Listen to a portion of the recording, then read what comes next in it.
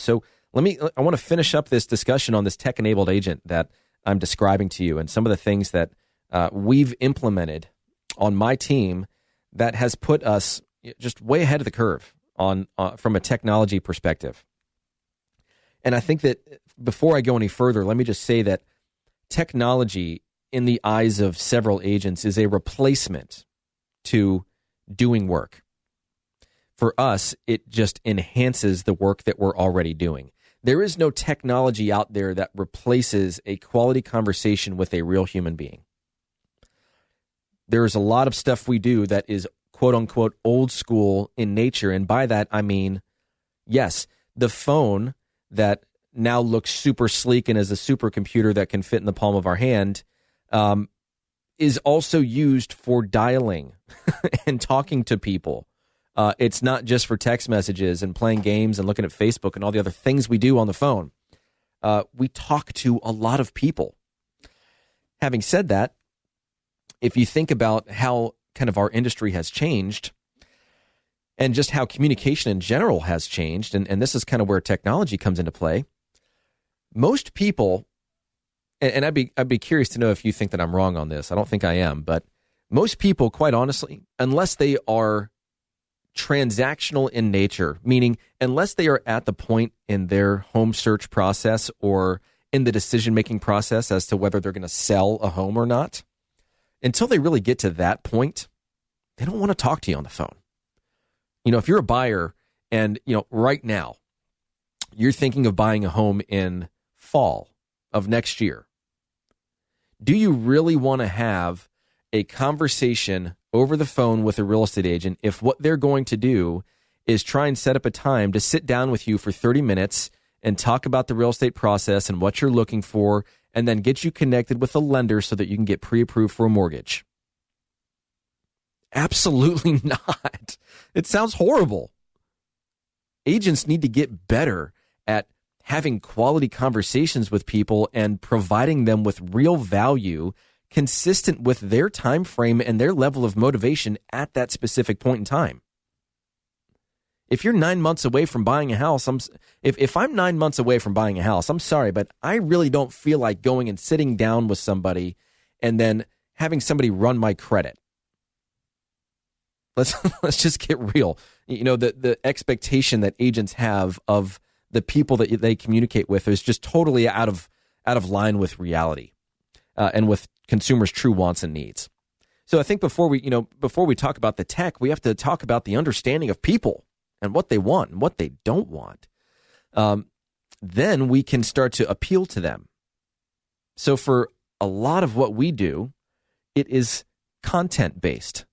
You know, if you think about the average buyer, and of course it starts with an understanding of your consumer and their behaviors and how they want to be communicated with.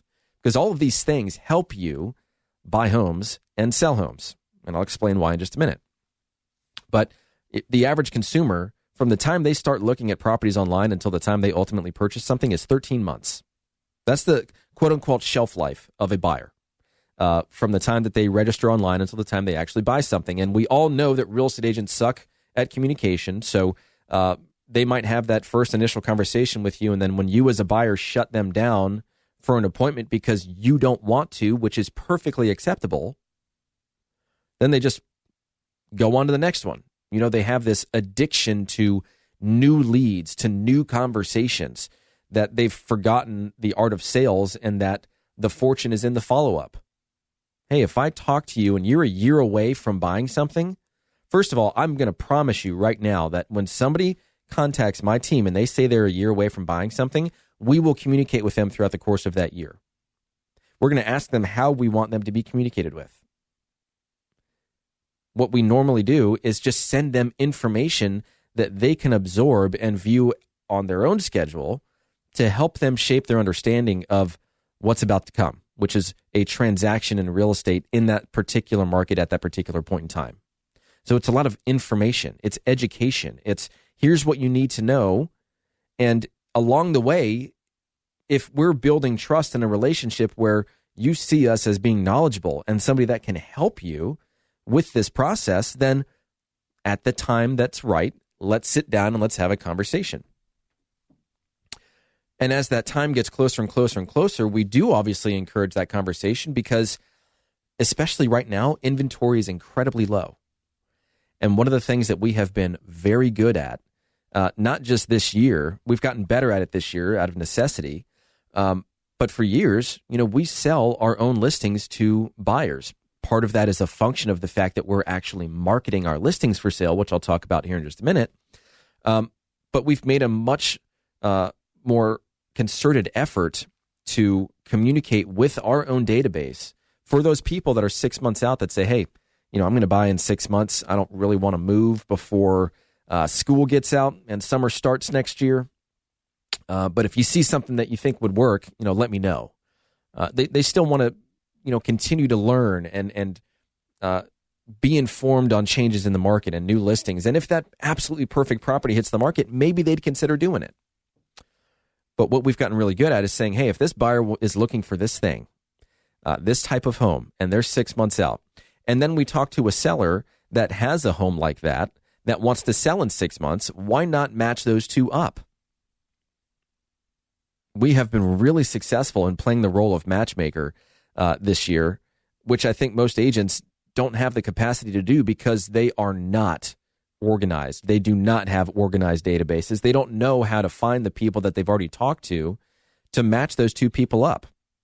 That just, that's a thought that hasn't entered their mind. The only thing they're concerned about is, okay, when do I call this person next so that I can set a meeting so that I can get them to sign an agreement for me to represent them? So the quality of your agent isn't just in their number of sales or their salesmanship. It's their ability to have a really well-rounded approach to this business, to have technology that supports and enables them to do things at a higher level. And so when we come back, I'm going to talk about the last few minutes about some of the things that we're doing that really are kind of cutting edge, that are helping our folks sell their home, in my opinion, for more money, and as the numbers show, 7 times faster than the market average. So stick around. This is the Brian Beatty Real Estate Show on the Big Talker, 1250 WTMA. If you want to reach out to me, remember the number is 843-400-8009. That's my cell, 400-8009. Or check us out online, listingsincharleston.com. We'll be right back. More stimulating talk on Real Estate Matters with Brian Beatty next on 1250 WTMA.